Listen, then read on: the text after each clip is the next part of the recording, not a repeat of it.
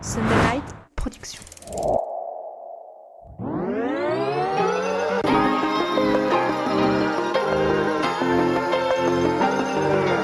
Bienvenue sur le podcast Dans la tête d'un cycliste, l'émission dédiée à tous les passionnés de vélo sous toutes ses formes. Chaque semaine, Arnaud Manzanini part à la rencontre de celles et ceux qui font le cyclisme pour nous inspirer et nous aider à nous améliorer. Bonjour à toutes et à tous, bienvenue dans le podcast Dans la tête d'un cycliste où aujourd'hui il y a un fait un peu exceptionnel puisqu'on a déplacé le studio et on est dans l'atelier de JP parce que c'est justement le thème de la capsule. Bonjour JP. Bonjour Arnaud, bonjour à tous. Merci de nous accueillir dans ton atelier. C'est vrai ça fait un petit moment qu'on avait l'idée justement de se dire, écoute, plutôt que de monter tous les deux sur Paris dans un superbe studio bien équipé, mais pourquoi ne pas tenter de faire quelque chose dans ton atelier à Clermont. Donc merci de nous accueillir. Alors on va parler d'un sujet important, on rentre dans l'hiver.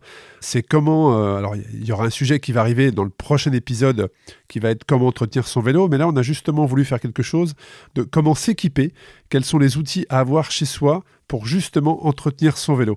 Mais moi j'ai une question à te poser JP en introduction. Tu nous avais expliqué dans les premiers épisodes que tu ne venais pas à la base du monde du vélo, que tu as tout appris seul. Alors justement, quels ont été les premiers outils dont tu as fait l'acquisition, toi, il y a plusieurs années? Je te vois sourire.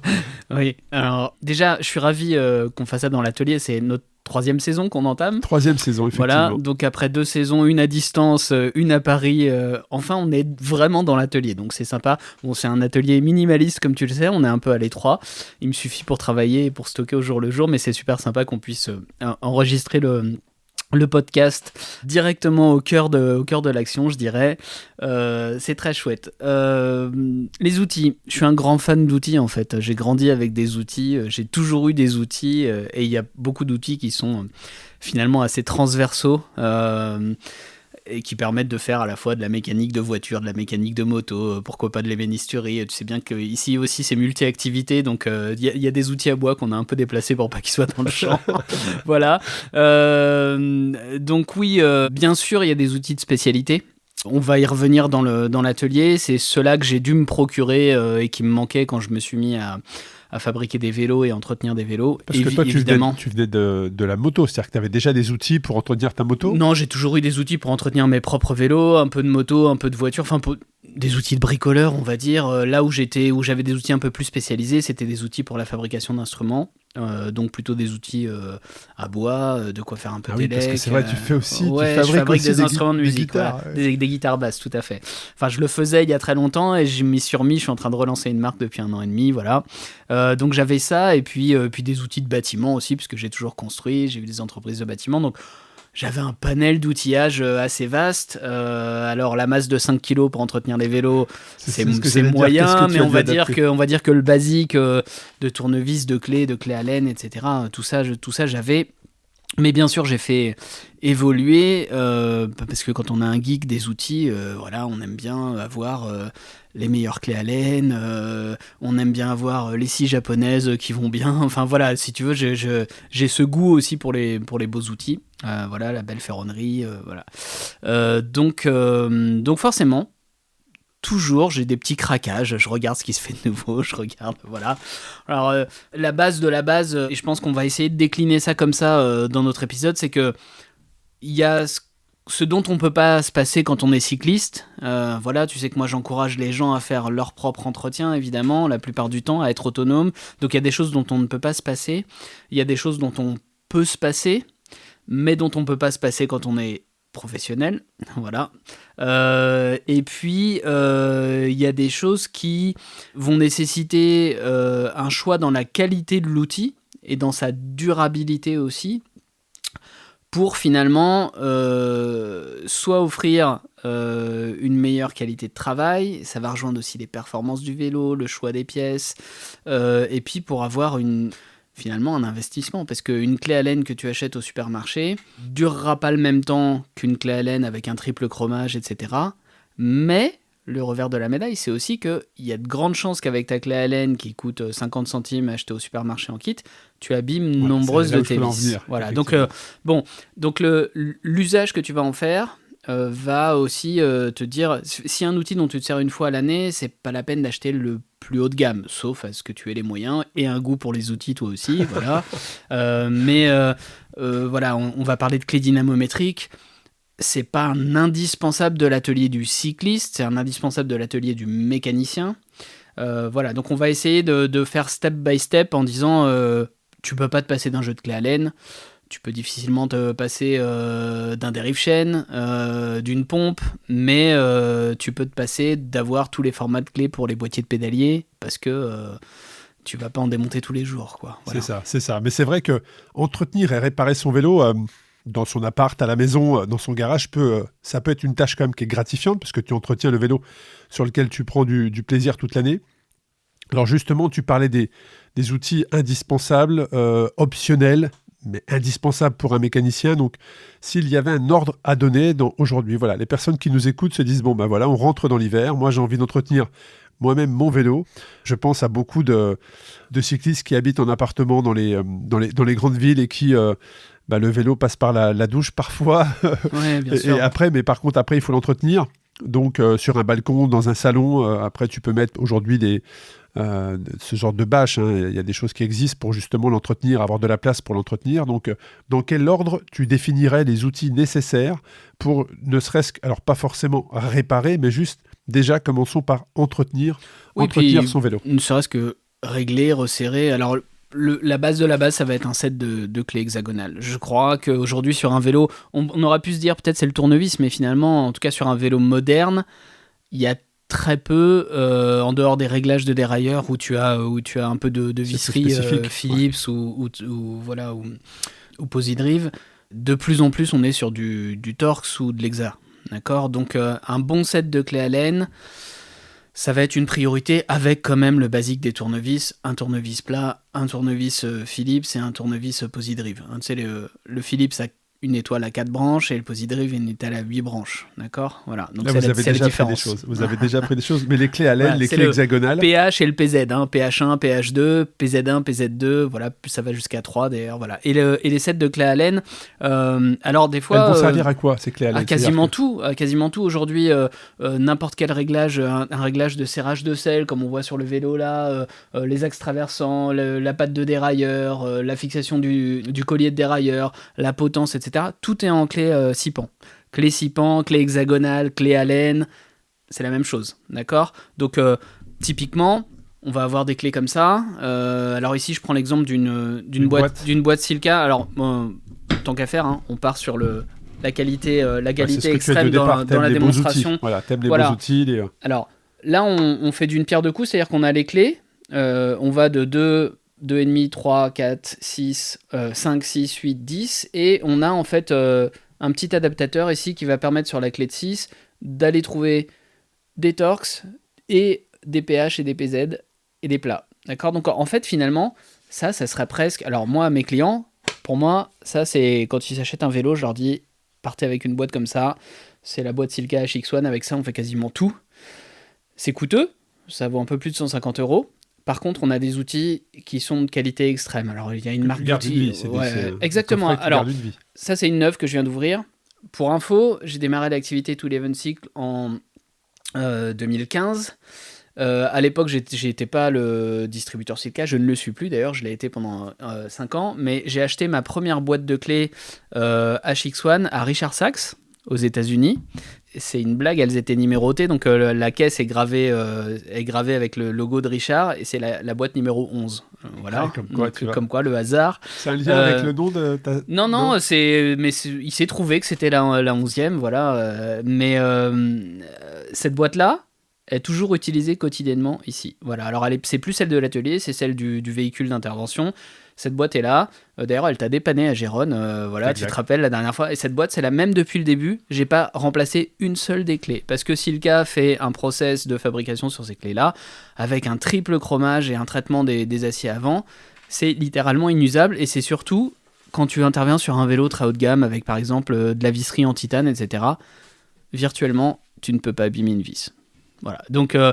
c'est 150 €. J'ai un bon nombre de clients qui ont ça dans leur atelier en outillage de base. Ils commencent avec ça. Ils peuvent entretenir une bonne partie de de leur vélo, réalisent beaucoup de serrages, vérifient des serrages. Il n'y a pas de dynamométrique dessus, on est sur des serrages simples. Mais par contre, ça leur durera toute la vie. Donc, c'est sûr que j'ai toujours une démarche à dire achète aujourd'hui quelque chose qui vaut 150 € et garde-le jusqu'à la fin de ta vie de cycliste, et même tes enfants pourront le réutiliser. Bon, après, on a tous perdu la clé de 5, hein, ça arrive à tout le monde. Moi, comme c'est un bel objet et que ça retombe bien à sa place et que c'est pratique, même quand t'as les mains sales, etc., j'en ai pas perdu. Voilà. C'est vrai. J'en ai pas perdu perdu. La clé de 5. Mais c'est mieux de faire ça que d'acheter un petit jeu de clés qui se met dans un guide en plastique. Alors qu'il coûte peut-être que 20 ou 25 €, mais pour lequel tu as la probabilité de le racheter une dizaine de fois. Voilà. Donc, très clairement, c'est aussi la beauté des outils, la qualité des outils. Voilà. Mais c'est vrai que ce coffret, tu m'en as déjà effectivement parlé. Probablement, si les personnes écoutent la saison 1, on en avait déjà parlé. T'as pas encore acheté le tien, Pas d'ailleurs. encore, mais écoute, on n'est pas très loin des fêtes de fin d'année, tu sais, ça peut être... voilà. Donc ça c'est vraiment très bien. Donc bon, je montre cette marque-là, c'est celle que j'utilise à l'atelier. Évidemment, on a une marque française très connue qui s'appelle Facom, pour citer une marque. C'est de la très bonne qualité. Je dois avouer qu'en ayant fait le comparatif, c'est pas aussi bien ajusté que ça. Vraiment, donc... message spécifique pour les gens qui ont un petit goût pour mettre de la visserie titane ou alu superlight un peu partout. Avec ça, vous abîmerez jamais une vis. Facom, c'est juste en dessous. Maintenant, il y a beaucoup d'outillages. Tu sais, les fabricants chinois qui interviennent pour les grandes marques qui ont sorti leurs marques, les KS Tools, etc., ont fait de bonnes affaires sur Internet aussi, adaptées à votre usage. C'est-à-dire, si vous achetez un jeu de clé à douille dont vous vous servez une fois par mois, vous n'avez peut-être pas besoin du jeu de clé à douille Facom qui va coûter 2 à 2 fois et demi le prix du jeu de clé à douille KS, ou il y en a 2-3 autres. Voilà, j'ai cité plusieurs marques qu'on soit pas embêté, mais bon, il y a de quoi faire. Après, vraiment, je reviens sur la base, 2-3 bons tournevis et un jeu de clé à laine. Avec ça, vous avez fait... On est quasiment sûr de pouvoir entretenir, réparer. Tu peux le régler, tu peux resserrer, tu peux vérifier que ton cintre est bien positionné, qu'il est bien serré, que tes leviers de frein tiennent bien, que ta hauteur de selle est bonne. Tu peux déjà faire tout ça. C'est l'incontournable. Si t'as un vélo et que t'as pas ça, t'es quand même très dépendant. Ouais, c'est ce que j'allais dire. T'as une sortie un dimanche, il n'y a pas de boutique d'ouverte, c'est compliqué, quoi. Ouais, voilà, ne serait-ce que t'as un petit réglage, effectivement, une hauteur de selle, un guidon qui bouge, quelque chose qui est mal serré. Là, effectivement, avec une clé un coffret de clés hexagonales Allen, clé à douille et tournevis plat cruciforme. Là, déjà, tu peux faire les petits ajustements, ajuster ta selle, ton guidon, tes freins. Oui, donc c'est vraiment Alors, ce qu'on utilise le plus, très clairement, 2, 2,5, 3, 4, 5, 6... C'est les dimensions qu'on utilise le plus sur un vélo. Est-ce que les marques ont parlé entre elles quand elles lancent une fabrication de vélo? Est-ce qu'elles réfléchissent à une uniformité au niveau de l'outil? Enfin, je ne sais pas si on peut dire de l'outillage, mais tout ce qui est visserie. La dimension, non, malheureusement. Chacun fait ce qu'il... Alors, les vis sont pas inventées pour les vélos, d'accord ? Il y a un système de visserie à la fois métrique et impérial. Maintenant, sur les vélos, on est quasiment tout en métrique, d'accord ? Pour repositionner, métrique, on est sur du millimètre, d'accord ? Et impérial, c'est les quarts de pouce, les huitièmes de pouce. Il y a des industries, tout à l'heure tu parlais de mes instruments de musique, dans l'industrie de l'instrument de musique, il y a des pièces qui sont en impérial. Donc si t'as pas les bonnes clés, même les clés à 6 pans existent en impérial, donc si t'as pas la bonne, tu vas abîmer ou tu vas abîmer. Voilà. Ouais. Si dans le vélo, on est en métrique tout le temps. Quand on fabrique une pièce, Shimano fabrique un dérailleur, il a besoin d'une vis pour tenir son dérailleur, il va puiser dans une banque de visserie. Sans se dire, est-ce que je... Non, en fait, c'est souvent en fonction de la taille du filetage.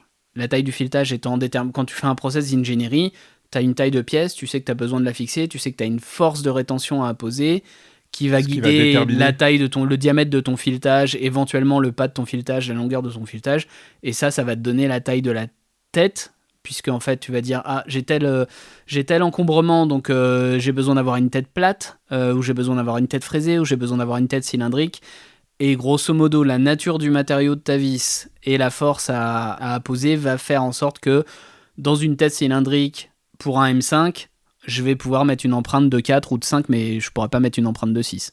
Donc finalement, comme en plus un vélo, c'est un assemblage de pièces, c'est-à-dire que tu as un fabricant pour la fourche, un fabricant pour le cadre, un fabricant pour le dérailleur, etc., et un fabricant pour le collier de selle, c'est très rare d'avoir par exemple une clé de 5 pour faire tout le vélo. Il y avait un concours de machines, je crois que c'était Mathieu de Pêche-Trégon qui avait fait un vélo, il voulait que ça soit une clé de 5 pour tout, voilà, c'est impossible dans l'industrie aujourd'hui d'avoir ça. Mais il avait fait ça.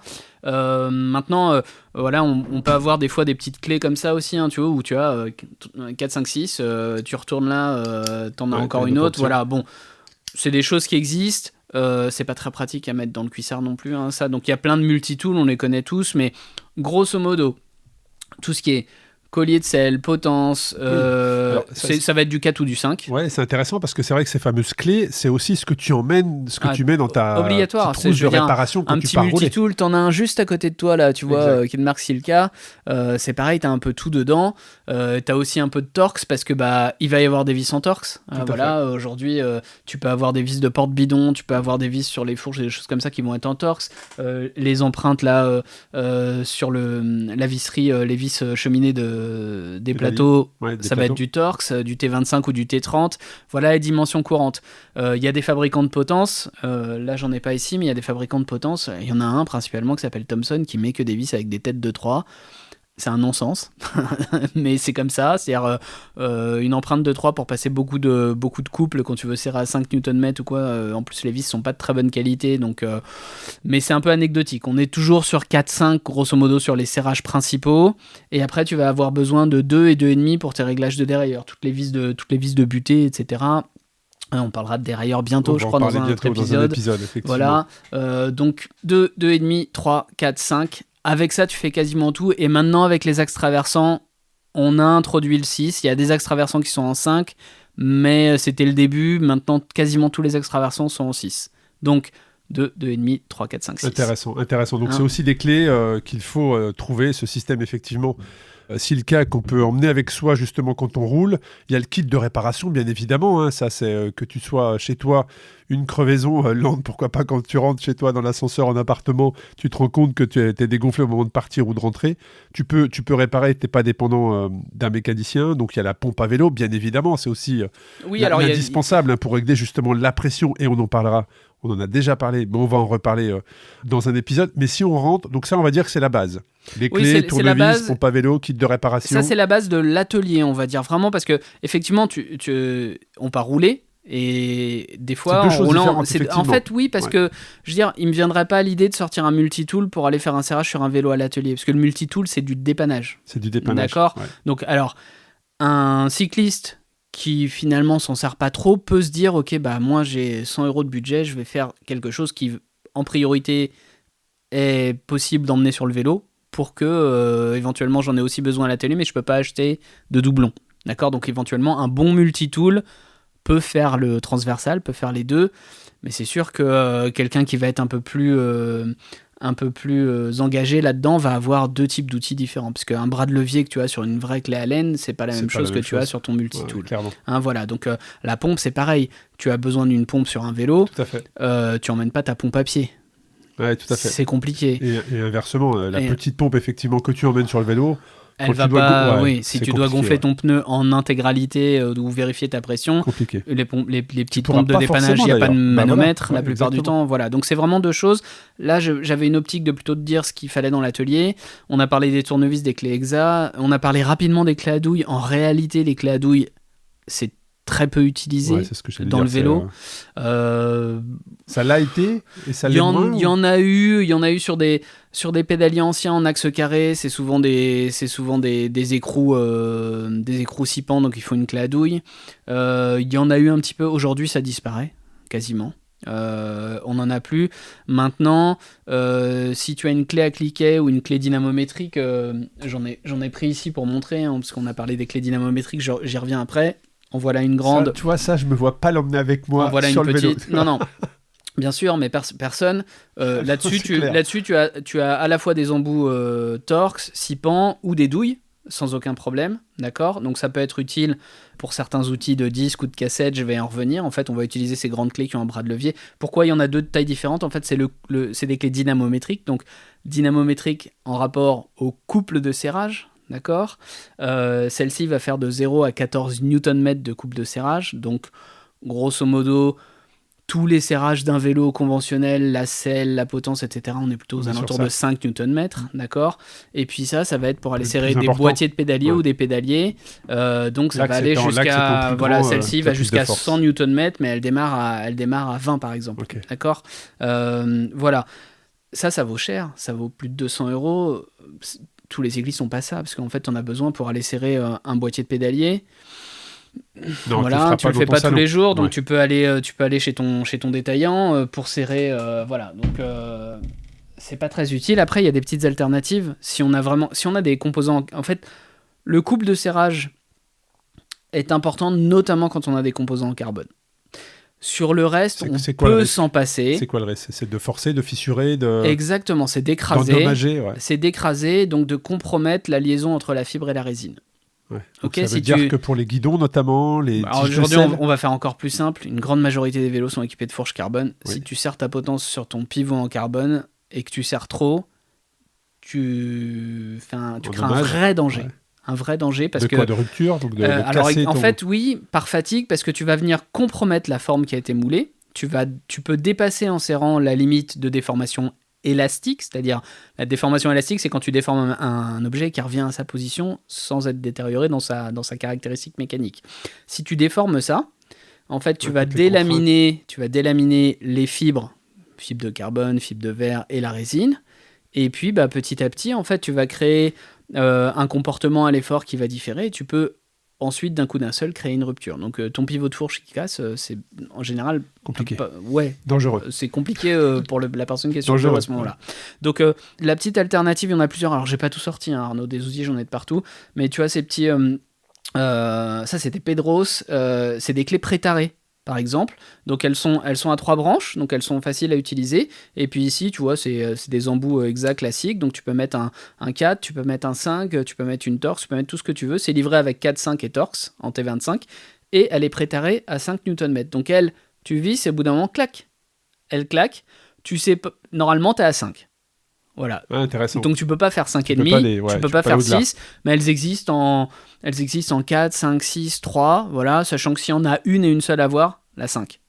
Intéressant, voilà. Clé dynamométrique. Ça marche. Donc, c'est pas une vraie clé dynamométrique parce qu'elle ne mesure pas, mais c'est une clé prétarée qui déclenche à 5 Nm. Voilà. Donc tu peux pas la régler, tu peux pas l'étalonner, tu peux pas faire ça parce qu'il faut savoir que c'est des systèmes de ressort la plupart du temps qui sont à l'intérieur de ces clés-là et que ça peut s'user au fur et à mesure. Ok, bon, on fait pas des navettes spatiales non plus, donc la fiabilité qu'on a là-dessus est largement suffisante pour les vélos et pour les niveaux de sécurité normalement. Même si tu l'as pendant 10 ans et que tu la retardes jamais, c'est pas trop un problème. Si tu les laisses pas trop tendus sur une capacité, ça fonctionne bien. Bon, ça c'est intéressant, c'est vrai que c'est tout ce qui concerne les réglages, comme on l'a dit, la visserie, les clés, les tournevis, clés dynamométriques, on vient d'en parler. Mais si on rentre vers la transmission qui est, on va dire, plus salissante, parce que tu vas toucher à la chaîne, donc tout ce qui est réglage. Donc là, quand on est en maison, en appartement, forcément, c'est des choses généralement qu'on emmène chez son mécanicien, mais toujours est-il que parfois, notamment quand on est à l'extérieur, là on va revenir un petit peu sur je pars m'entraîner, qu'est-ce que je dois avoir avec moi sur le multitool. Il y a le dérive-chaîne. Est-ce que selon toi, le dérive-chaîne, c'est quelque chose que l'on doit avoir en outil à part à la maison, ou est-ce que c'est l'affaire du mécanicien qui, lui, forcément, a l'outil professionnel ? Alors, bon, déjà... Une fois qu'on a réglé sa chaîne, voilà. Pour moi, déjà, pour qu'on soit bien clair, dans la base qu'on ne peut pas ne pas avoir quand on est cycliste, on a dit les clés Allen, un tournevis. Avec ça, déjà, on fait quasiment tout. Beaucoup de choses. Donc, on peut avoir une version dupliquée qui permet d'emmener à l'extérieur sous la forme d'un multitool. Et avec ça, on a déjà une certaine autonomie. Après, maintenant, on passe sur des ouvrages qui sont un peu plus... pour des gens qui vont être un peu plus concernés par vraiment l'entretien de leur vélo. Donc, effectivement... un dérive-chaîne, il y en a sur les multitools. Moi, j'ai jamais eu à me servir d'un dérive-chaîne à l'extérieur. Alors celui-là, il est un peu compliqué. Il y a une plaque à mettre parce que on essaye toujours voilà. Enfin, il faut tirer et t'as le dérive-chaîne dans les mains, mais il faut l'assembler avec une autre partie pour qu'il fonctionne. Maintenant, beaucoup de gens ont des attaches rapides aussi. Donc des fois, l'alternative, c'est peut-être juste d'avoir une attache rapide supplémentaire. Ça peut sauver la vie de temps en temps. L'enjeu est pas le même quand tu vas faire une sortie de 50 km ou quand tu vas faire une course de 500 ou une course de 1000 ou une RAF de 1500, je sais pas, voilà. Donc, tu peux avoir emmené ça. Un dérive chaîne d'atelier, est-ce que c'est utile ? Moi, je mets des chaînes à longueur tous les jours, donc j'en ai un. Pour quelqu'un qui a que son vélo, s'il a un dérive chaîne de secours sur son multitool, ça suffit. Voilà. Donc encore une fois, on adapte à l'usage, mais ça peut être nécessaire si on veut faire ne serait-ce que son remplacement de chaîne soi-même. On peut avoir aussi une pince à chaîne, tu sais, celle qui permet de défaire et de remettre le maillon rapide. Sachant que, alors je devrais pas le dire, mais tous les fabricants vous disent le maillon rapide c'est usage unique. Non. Enfin, vous pouvez le réutiliser. Vous voyez bien s'il verrouille, s'il verrouille pas. Donc il n'y a pas trop de soucis. Donc le serrer, le mettre en place, tu peux le faire en mettant ton vélo au sol, en appuyant sur la pédale. Le défaire, si t'as pas la pince, c'est quand même pas très pratique. Voilà, tu risques d'abîmer les maillons de chaîne en essayant avec des outils pas adaptés. Ça coûte pas très cher. Il y a des versions d'outillage spécialisées. On les connaît. Là, j'ai montré 2 marques très connues, Parktool. Il y a VAR, qui est une marque française aussi. C'est des outils de très bonne qualité. Maintenant, j'ai pas regardé, mais je pense qu'une pince à maillon rapide sur Internet, ça doit pas coûter très cher, made in China, et ça suffit si on s'en sert même une fois tous les mois, ça suffira largement. Donc c'est vrai, plus priorité effectivement à vous équiper pour aller à l'extérieur. Au domicile, peut-être qu'un mécano dans un atelier sera plus à même de le faire rapidement et de manière plus sécurisante. Mais tu vois, on touche à la chaîne et il y a aussi la cassette.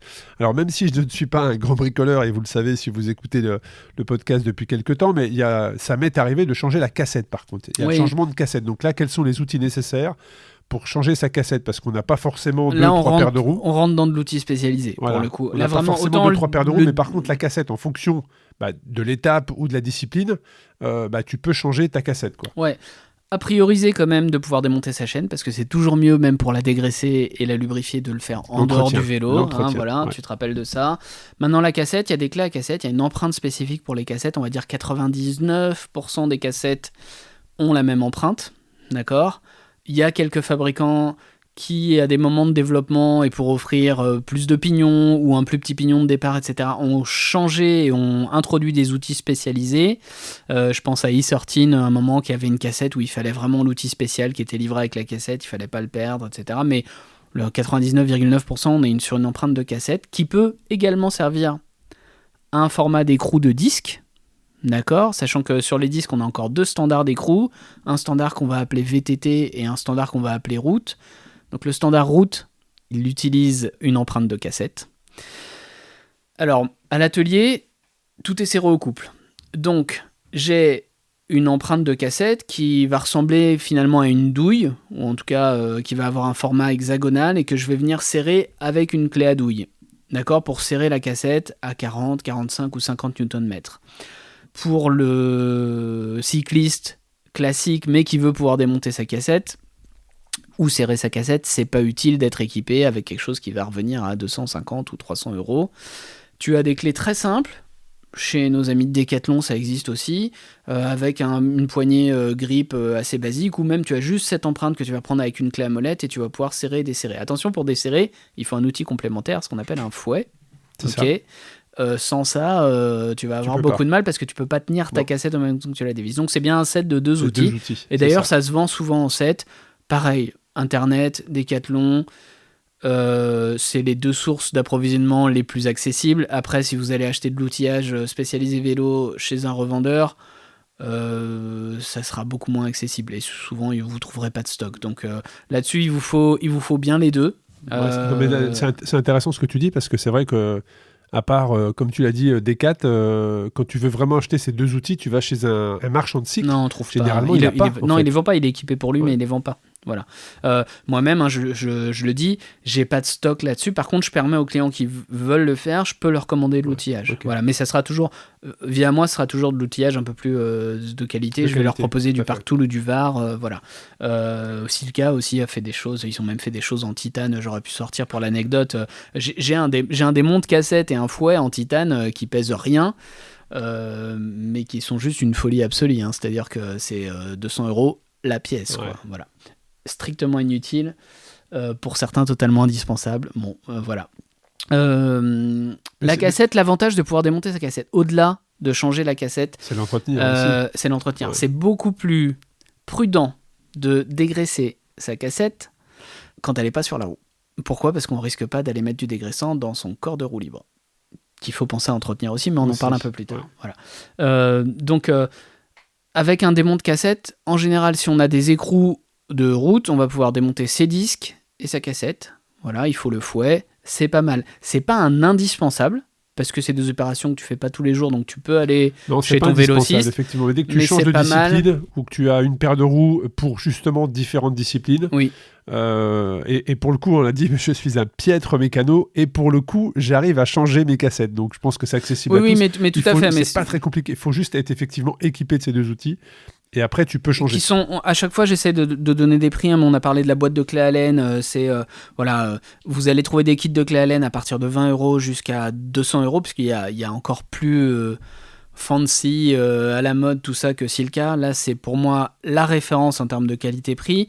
Mais vous avez un panel. Les tournevis, mettez pas une fortune dans un tournevis. On finit toujours par l'utiliser pour faire autre chose que ce pourquoi il est prévu et pour l'abîmer. Donc des tournevis, il y a plein de marques.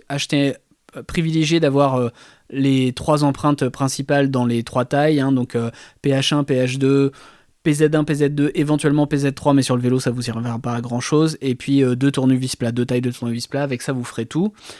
Achetez pas un truc cher, vous allez dans une grande surface de bricolage, vous trouverez ce qu'il vous faut. Les clés Dynamo, on a cité 2-3 marques, mais vous n'en avez pas forcément besoin. Peut-être quelques clés prétarées éventuellement. Surtout si vous avez du carbone, vous avez quand même besoin d'avoir quelque chose. Nécessaire. Voilà, en tout cas, je le conseille. Et puis après, si vous avez dégagé un peu plus de budget, oui, achetez un fouet et une empreinte, enfin une clé à cassette. Il y a tous les tarifs, je parlais de, si on veut le Silca en titane, ça sera 300 €, mais en fait, vous pouvez acheter un set des deux, je pense que chez Decathlon, j'ai pas vérifié, pardon, mais on quelques dizaines d'euros. Voilà. Ça. Donc, ça reste quand même pas délirant. Et puis, je veux dire qu'avec ça, si après, on va parler de gonflage et de set de réparation côté atelier, mais pour les outils en tant que tels, on a quasiment tout. Est-ce qu'avec les outils dont on vient de parler, on peut démonter ses pédales, par exemple ? C'est-à-dire quelqu'un qui a un vélo et qui fait de la route et du gravel et qui, en même temps que changer sa cassette, change ses pédales. Est-ce qu'on vient de parler, toutes les pédales modernes, maintenant, sont passées en clé 6 pans. D'accord. La clé de 15, qu'on appelait clé à pédale aussi, avec le méplat sur l'axe de la pédale côté extérieur de la manivelle, ça tend à disparaître. D'accord. Et même des fois des pédaliers qui sont... on retrouve sur des vieux vélos des pédaliers borgnes, où tu peux même pas mettre de pédales modernes, parce que voilà, j'ai trouvé... On a restauré l'autre jour avec mon fils aîné un vélo pour faire du vélo taf, on a trouvé un vieux Giant super sympa, il voulait mettre des pédales modernes, il voulait mettre une paire de DMR, impossible. Parce que le pédalier, les manivelles étaient borgnes, donc on a utilisé des pédales plus conventionnelles avec une clé de 15, une clé plate. Mais sur les vélos modernes, quasiment tout est passé en 6 pans. Les axes standards qui sont en acier, c'est souvent une clé 6 pans de 8. Et les axes haut de gamme, en titane, etc., pour garder de l'épaisseur de matière, on est en clé de 6, tu vois. Parce que sinon, on enlèverait trop de matière sur cet axe léger qui deviendrait fragile au serrage. Intéressant. Voilà. Donc on rajoute la clé de 8 pour les pédales, éventuellement, on en parlait tout à l'heure. Mais avec ça, oui, on fait quasiment tout. Et puis, je dirais, pour moi, chez un cycliste lambda qui n'est pas un fan de monter, démonter ses vélos, etc., tout ce qui est boîtier de pédalier, les grosses clés dynamométriques, etc., ça va pas être dans l'atelier. Ouais, il vaut mieux privilégier de la qualité sur le reste que là. Ouais, je suis en phase. Les presse-cuvettes, tout ça, vous n'avez pas besoin d'aller chez un revendeur, ou alors c'est que de toute façon, vous n'avez pas besoin de nous écouter si vous avez tout le reste. J'allais dire, voilà. Vous êtes totalement autonome. Mais après, c'est vrai qu'on parle d'entretien à domicile de petite mécanique, c'est-à-dire que toi, nettoyer, parce que le nettoyage en fait partie, mais est-ce que tu préconises plutôt un chiffon ? Est-ce que tu préconises une brosse ? Je pense à toutes les personnes qui ont peu de place chez eux et qui le vélo finit à la verticale dans la douche ou dans la baignoire pour le plus grand plaisir du conjoint ou de la conjointe. Mais derrière, c'est quoi ? C'est la brosse, c'est le chiffon, Il y a plein de produits de nettoyage à sec qui existent aujourd'hui. Maintenant, c'est sûr que si tu reviens d'une session de gravel en plein mois de novembre en Auvergne, par exemple, ça va être compliqué. Ou alors tu as beaucoup de chiffons, ou voilà. Donc, un coup de jet d'eau dans une station-service, au cimetière du coin, ou dans la douche, le cas extrême, avant de passer au chiffon, c'est quand même mieux. Attention à la haute pression sur le. Ouais, pas de sur haute la cassette, pression, hein. on l'a déjà dit. Voilà. Je vous partage ça par expérience. Ouais. Voilà, mais même des fois, je vais le redire après, quand on parlera vraiment d'un épisode d'entretien, je redirai, il n'y a pas que la haute pression qui peut poser problème. Hein. Vraiment, aujourd'hui, tous les fluides dégraissants et d'entretien qui sont vendus sont tellement fluides, justement, qu'on a des intrants dans tous les sens et ça crée des nouveaux problèmes qui n'existaient pas avant, avec les gens qui ont une bonne intention de vouloir entretenir le vélo et qui, des fois, créent des dégâts. Mais non, voilà, on va dire que brosse, ou si on a une très belle peinture, etc., et qu'on commence à brosser alors qu'il y a beaucoup de débris, on risque de rayer. Donc d'abord vraiment un petit coup de jet d'eau ou une éponge en la rinçant régulièrement. Et puis après, il y a plein de produits effectivement de nettoyage à sec qui vont aussi, pourquoi pas, déposer une pellicule lustrante. Exactement. Qui vont protéger la prochaine fois, qui vont faire que la saleté adhère moins. Des marques de produits, il y en a plein. À l'atelier ici, c'est beaucoup du Bike 7, Bike 7, dites ça comme vous voulez.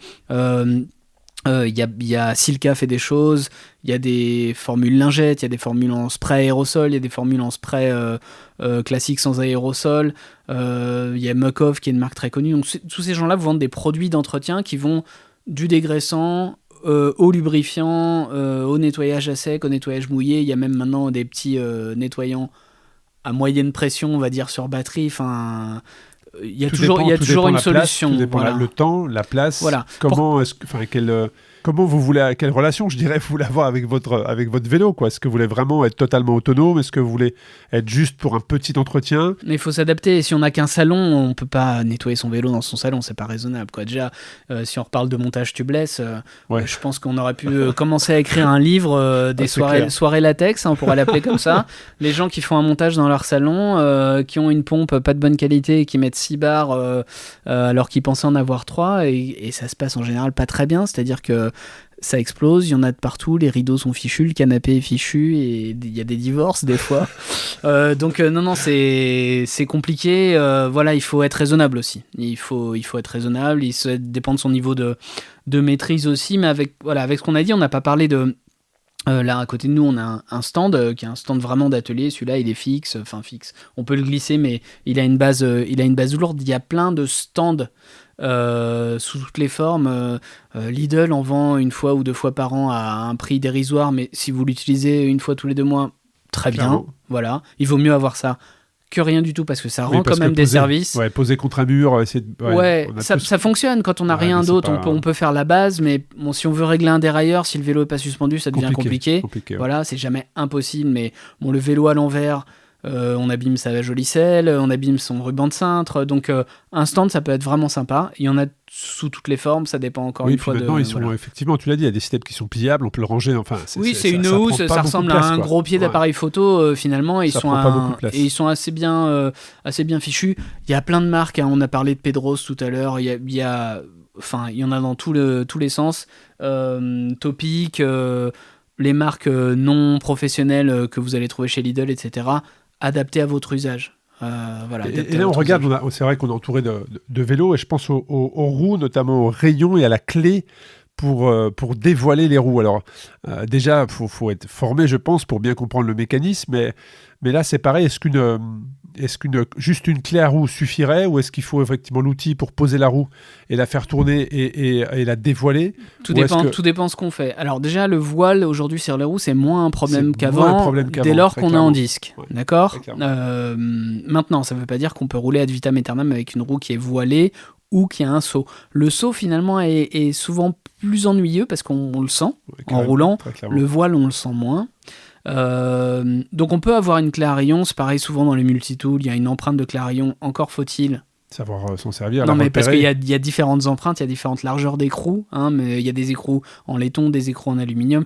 Quand on a un écrou interne, c'est pas la peine d'avoir une clé à rayon. Hein. Sur des roues très haut de gamme, on a des écrous internes et on accède au serrage que par l'intérieur du cercle. Voilà.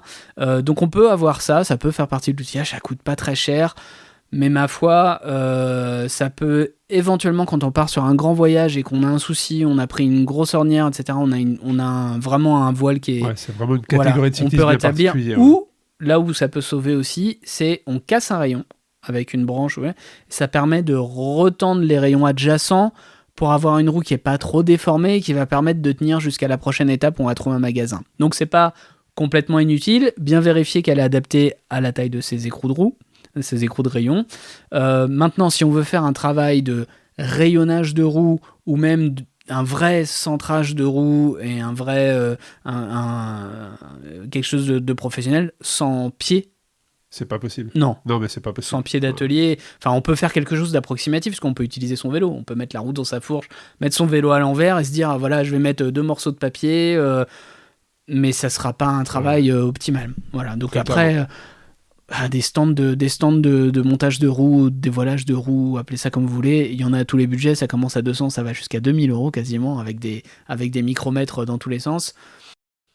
Ça, tu vois, c'est vraiment le dévoilage de roues. Alors effectivement, tu l'as dit, maintenant on le voit moins sur les disques, mais moi je me rappelle quand j'ai commencé le vélo, j'allais tout mon temps libre, en fait, j'étais dans un atelier, j'allais voir une personne qui m'accompagnait, qui me conseillait sur les compétitions, parce que j'ai débuté assez tard dans le vélo, et je l'ai vu des heures et des heures.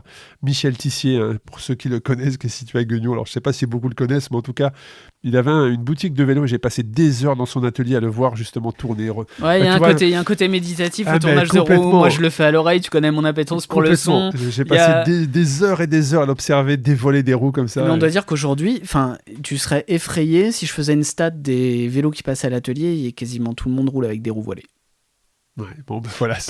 Pourquoi je vais l'expliquer. Aujourd'hui, en fait, sur tout ce qui est des roues d'entrée de gamme, voire jusqu'à moyenne gamme, on est sur des rayonnages machines.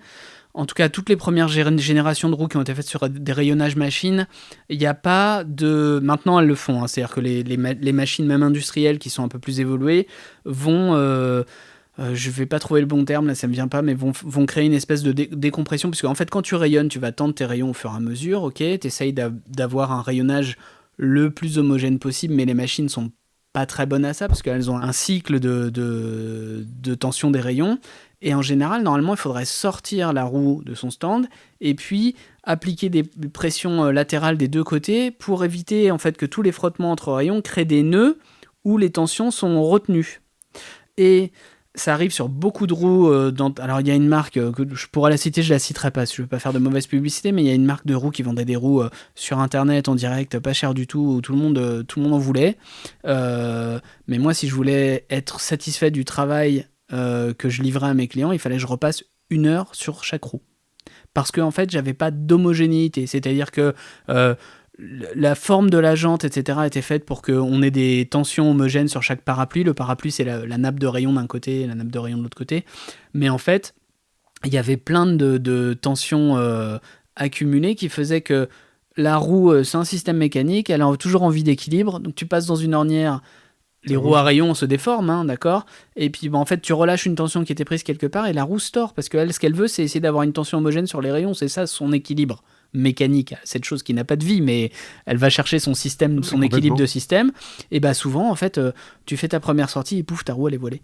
Mais c'est vrai qu'il y a aussi, Alors c'est pas majeur, hein, c'est pas un voile énormissime, mais si je repasse n'importe quelle roue en dehors des roues haut de gamme, il y a plus de patins qui avant les patins faisaient le système dont tu parlais. Tu le voyais. Là tu t'en rends moins compte, mais beaucoup de roues. Alors un voile, on a tous une définition du voile, hein, c'est-à-dire que il y a des gens qui vont être avec les micromètres.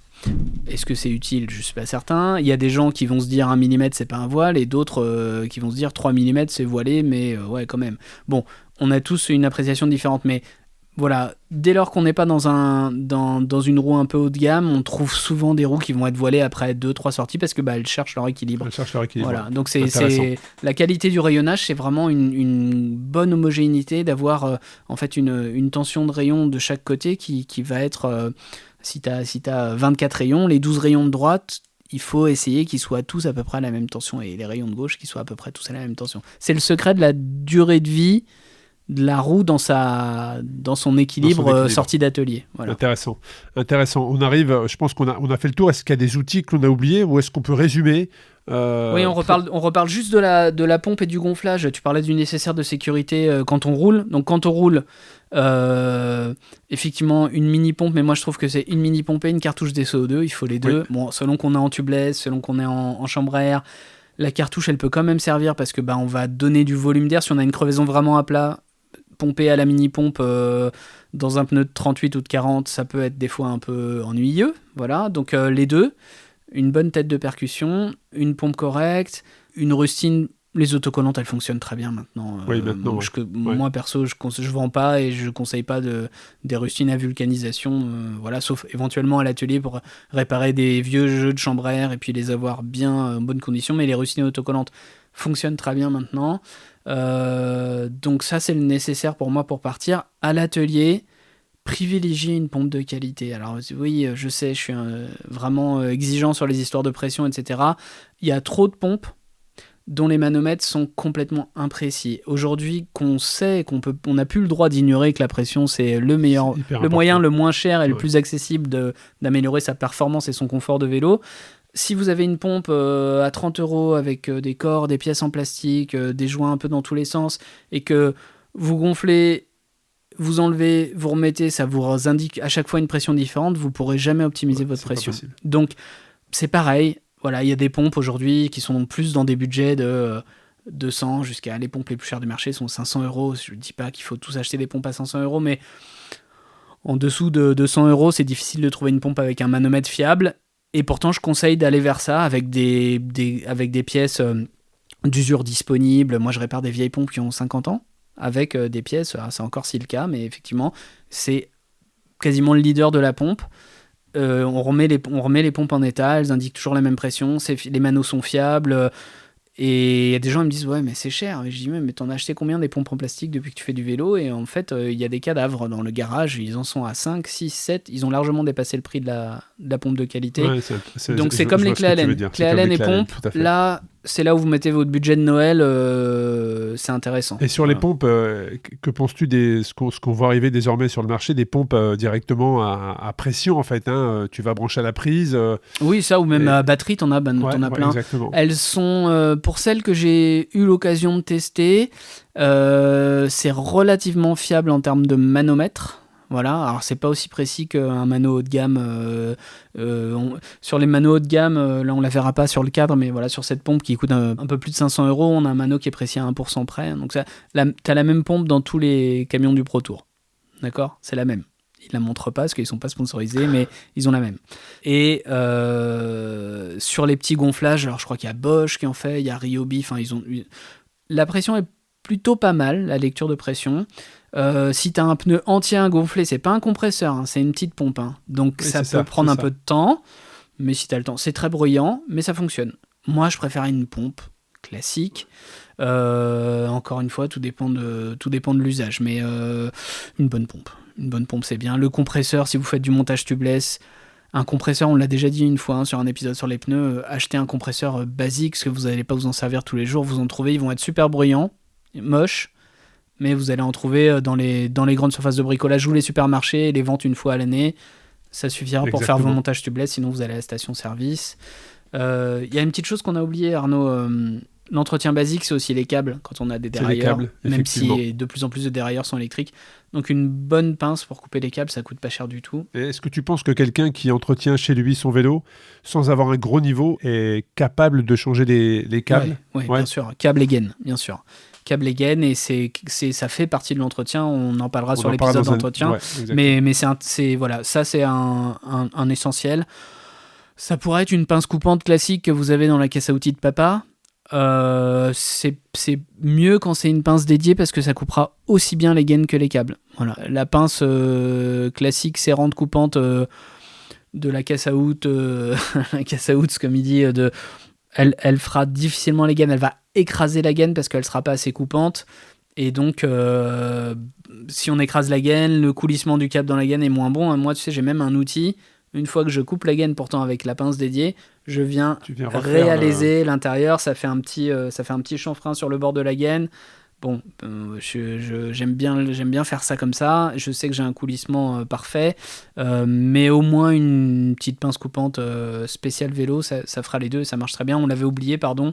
Ça me fait partie des indispensables aussi. Savoir changer son câble de dérailleur, c'est bien. Bon, parfait. On a fait le tour aujourd'hui donc des indispensables, hein, comme tu l'as dit, hein, avec quelques options, ou alors ce qu'on peut trouver dans l'atelier, le vrai, mais en tout cas pour chez soi. On vous a fait une cartographie de ce qu'il fallait avoir un pied pour poser votre vélo et pour pouvoir justement l'entretenir, les clés hexagonales, les clés Allen, tournevis, une clé dynamométrique pour les gens qui sont équipés de carbone notamment, indispensable, la pompe à vélo, le kit de réparation, et puis après on a tout ce qui est option pour du dérive chaîne éventuellement, non pas dans un multitool mais le vrai dérive chaîne à part, la clé à rayon, la coupe de câble, on l'a vu. Mais ouais, on peut essayer de résumer. Si vous achetez tout cheap en discount, vous aurez un kit de base avec tout ce qu'on vient de dire aux alentours des 200. Alors il y a aussi l'occasion, je vais pas parler de l'occasion, mais en tout cas en neuf discount, vous allez être à 200-250 € quand même. C'est quand même des sous. Si vous achetez de la qualité, vous serez facilement au double, voire au triple. Mais c'est quelque chose que vous garderez toute votre vie de cycliste. Ouais, tout à fait. Très bien. Écoute, je te remercie beaucoup, JP, et je vous donne rendez-vous à toutes et à tous dans un prochain épisode du podcast Dans la tête d'un cycliste, et je vous souhaite une belle journée. Portez-vous bien. Merci, JP. Au revoir à tous. Merci, Arnaud.